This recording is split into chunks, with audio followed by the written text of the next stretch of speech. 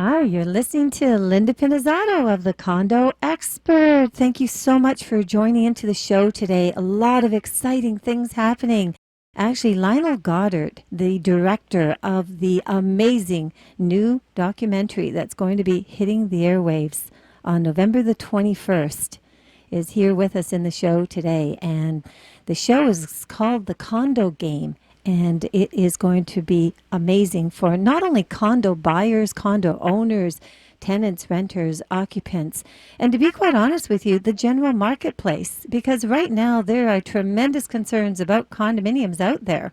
We also have Kathy Stratty, and she is the vice president of Leonard Commercial Realty, and she will also be joining with us. But first, I'd like to introduce Lionel. Lionel, thank you so much for coming on the show today. Well, hello, and thank you for having me. Well, it's been just a pleasure meeting. I know we've met each other, maybe 5 months ago, I guess, just when you were right in the heat of putting this all together? Well, I was on the other side of the microphone then, that's right. Exactly. Well, I was looking up your credentials. I have to tell you, because the audience has to know that you have really created a name for yourself. I understand that you used to be a news reporter back in the 1990s and moved on to independent productions and documentaries, I guess like 13 years ago. So you've got a lot of attributes to your name. I guess so. I guess, I was one of those kids that always liked going on field trips and stuff in high school and doing projects. So, really, I've been, very fortunate to sort of have a life where I'm able to, wade into all kinds of different worlds, whether I'm, flying around in, World War II airplanes in the high Arctic with sort of a renegade airline, or standing in the tombs of the first kings of Egypt. And my latest venture was into the world of condo living in Toronto. So, yeah, my life's like one big series of amazing field trips, and I'm pretty grateful for the career I've had. Well, the diversification is really amazing, because I think as an overview, you can really identify a lot of different things that are happening around the world just because of that kind of exposure. Well, I like to think that my travels and experiences have given me perspective, and I have been to travel to Asia and to Europe, and so a lot of those images and thoughts and experiences, played into my understanding of the condo game, really, and sort of where we're going as we're sort of building these vertical cities now. Well, I was in China for 10 days. I came back last week. That was a rude awakening as well. I mean, I'm looking at their high density that they have and just their whole mechanism. And then, of course, the shocking findings that are happening here in our housing market. So as an investor's market, what was the key thing that really hit you hard when you got into the show? Well, the thing about the condos is they're different things in different places. We focused our attention really at looking at what was happening in downtown Toronto, and sort of juxtaposing that against sort of what happened in Vancouver earlier. So as condos can range from anything from a townhouse, sort of complex in Brock, 50, 60-story building, a glass tower in Toronto. So it's a huge world when you talk about condos.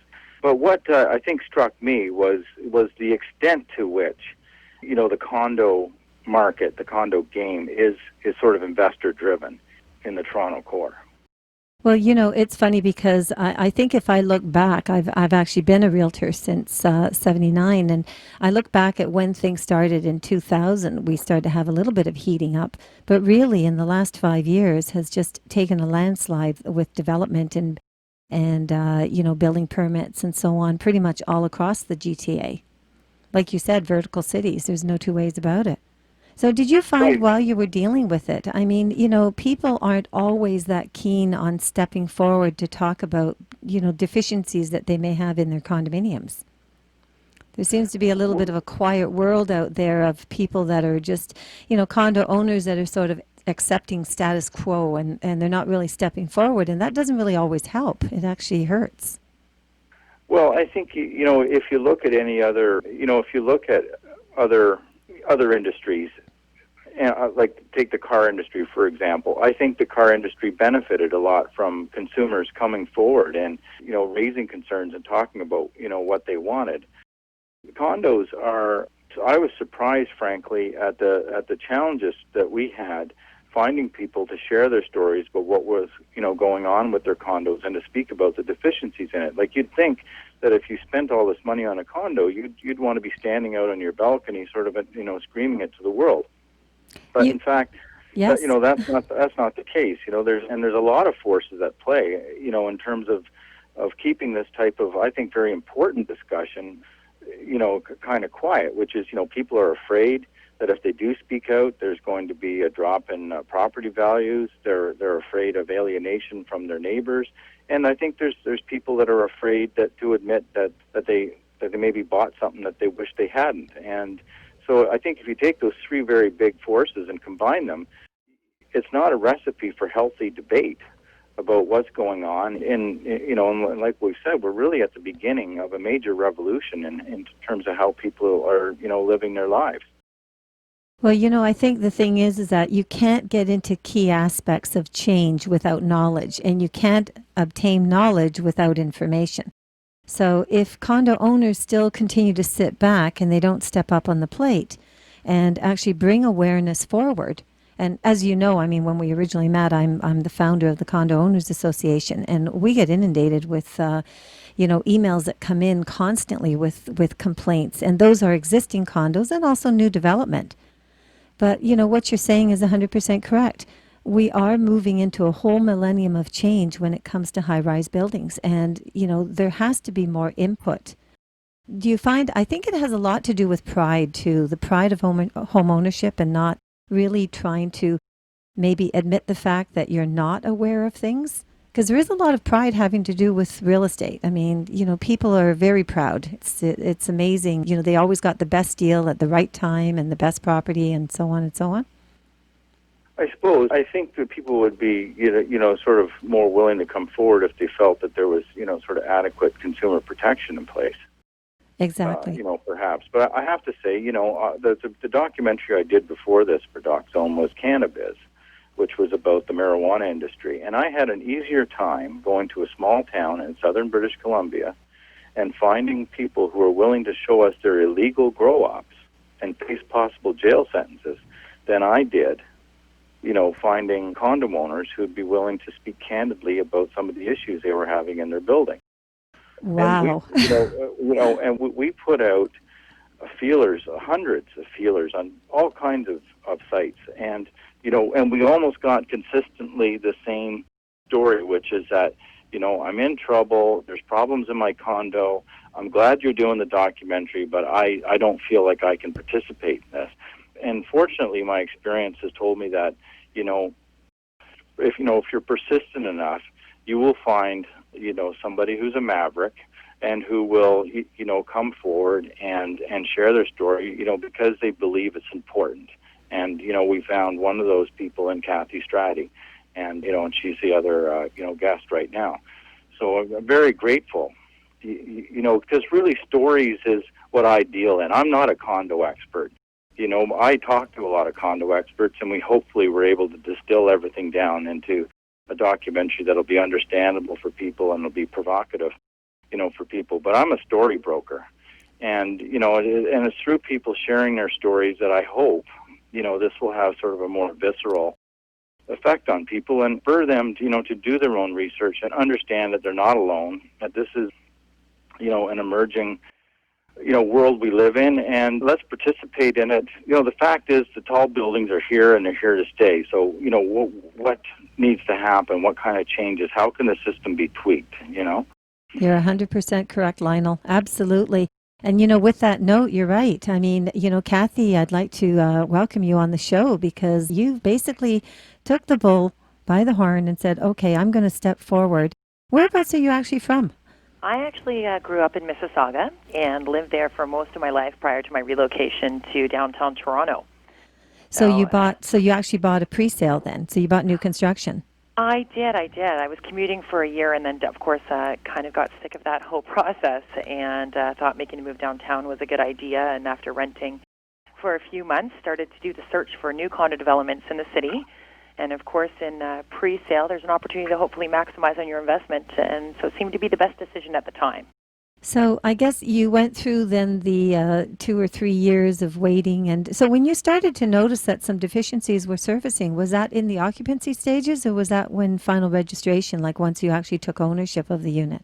No, it was prior. So it was during the pre-inspection phases. You know, Okay. you kind of have all these surprises when you walk into the suite. I think that was when I was first startled. It was when I actually took my first steps inside. Really, really. So Yeah. did you find at that time then you had mechanisms in place to sort of help you deal with these deficiencies? You know, before turning over the cash, I guess? Well, the cash is already turned over. Oh, so this unfortunately, by was that point, oh, right? okay. Yeah. So this is got it. actually you took the ownership of the property. You just the corporation Absolutely. just wasn't registered yet. That's right. That's Right, okay. So, I mean, they do. You know, I should start off by saying, being in real estate, you know, I know many of the key questions to ask, but I was very misled and lied to from the moment that I walked into the sales center.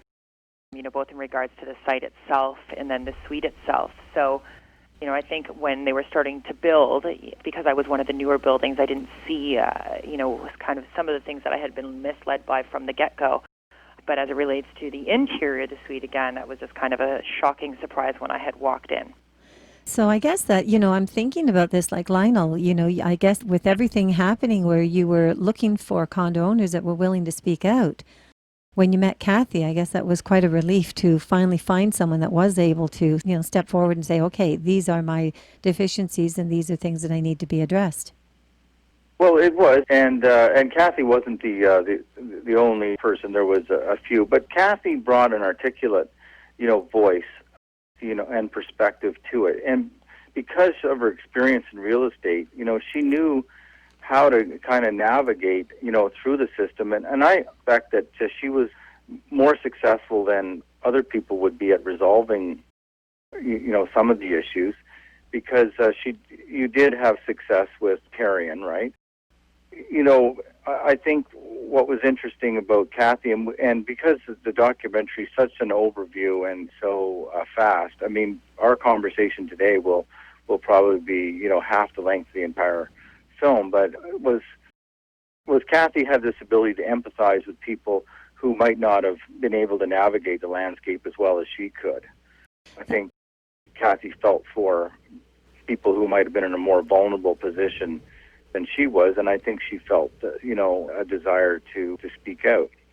And that's what made her, I felt, such a strong character in our film. Well, I have to thank you, Kathy. That's excellent because, you know, it's so important for the general public to know, you know, what's ahead of them. I mean, there is one side of it where it's a question of which questions do you ask? Do you ask the right questions? Do you have the right questions? But then even if you think you're prepared, you may not necessarily be prepared. Exactly. Yeah. And you know, that's the big thing about the condo game. I think that once, you know, I'm really excited, and I appreciate Lionel getting, you know, myself involved in the Condo Owners Association as well with this documentary. I think that everything that's been happening just in the last 3 years, you know, creating public awareness, both of you and Bountiful Films and all of your staff definitely have to be commended for just an exciting step forward in changing the landscape of the future of high-rise buildings. I think that as time goes on, you know, people will reflect back to this documentary and learn so much more information and finally have a lot more questions that they deserve to have answers to, don't you feel? It's an open question to both of you. Well, you know, that's the hope, and one of Exactly. the points that was made in the film was that we have to look at, you know, buildings. Essentially, what we're building right now in downtown Toronto, it's projected that, you know, between 60 to 80% of the suites in the new high-rise buildings, you know, will eventually be destined to be, you know, rental units. We're essentially building, you know, rental units. I think Kathy is even considering whether or not she's going to move into a new place and perhaps, you know, rent out the one that she has. So there'd be one more.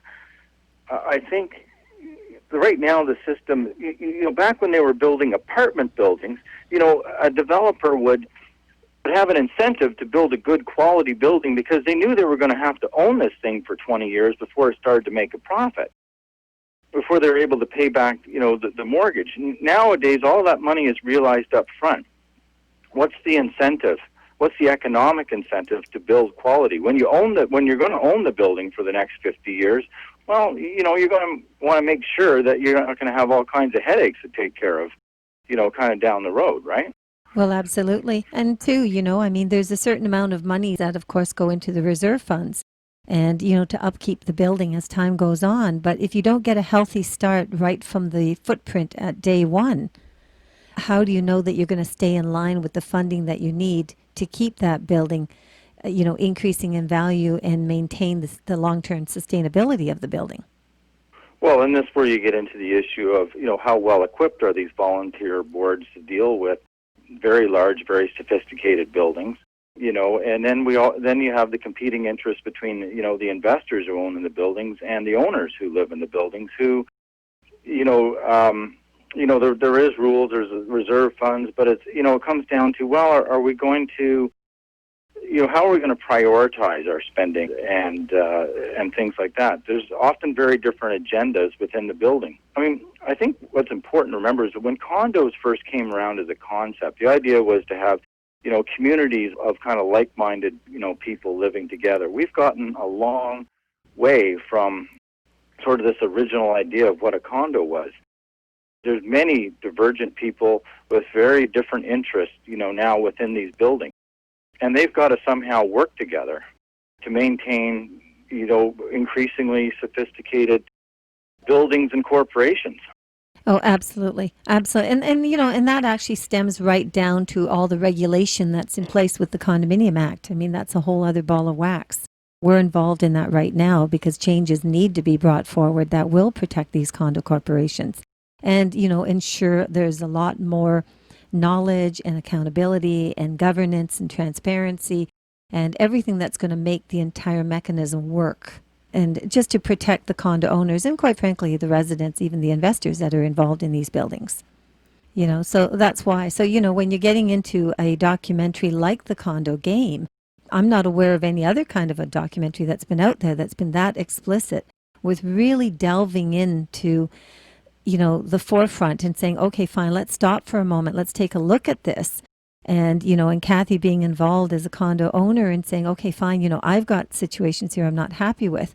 So how do we work together and get this all resolved? Like I said, I think that, it's, I know we're all going to be tuning into Doc Zone on Thursday, November the 21st at 9 p.m. to watch The Condo Game. And I understand that there's 2 additional showings, too, on your sister network, CBC News Network. Saturday. I don't have the exact times for that, but it does. These shows will re-air on News World. So there'll be additional showings, and these documentaries almost get as many views online as they do on television. And so this documentary will be available on the CBC website and fully streamed. So it'll be there to be watched and analyzed for years to come. Well, this is it. Well, they have, I've got it here in front of me now, Saturday, November the 23rd at 11 p.m. ET and Sunday, November 24th at 6 p.m. ET. So there we go. So, you have full opportunities for the public to see it. And I think key thing, too, is that go into the Facebook channels of the Condo Game, CBC News Network, and make sure that you Facebook it and Twitter it. Let's get the word out because Lionel and Kathy, Bountiful Films, everyone's put so much initiatives into getting this out to the public, and we need to make sure that we have that awareness. They watch this beautiful, fantastic documentary. So and I think the last thing I would say about it too is that even if you're not a condo owner, you have to watch this film because the fact is, our banks are heavily invested in condos. Our government is heavily invested in condos. Whether you like it or not, we all, as Canadians, have a great deal of skin in the condo game. Absolutely. It's the first point of transaction. People that are downsizing, people that are upsizing. Somewhere, nowhere in your family, friends, relations, somebody guaranteed owns a condo, right? It is the wave of the future. That's what it is, the present and the future. Well, thank you, Kathy, for joining in today. We really appreciate all your involvement. Thanks for having me today. You're welcome. So Kathy Stratty, Vice President of Leonard Commercial Realty, was involved with the condo game. And today we've also listened to Lionel Goddard. Thanks, Lionel. You've done an excellent job. He is the director of the condo game. And well, thank you so much for having me, and I appreciate your support. Oh, it's been such a pleasure meeting you, and think that we're excited. So we're staying tuned to the show on Thursday.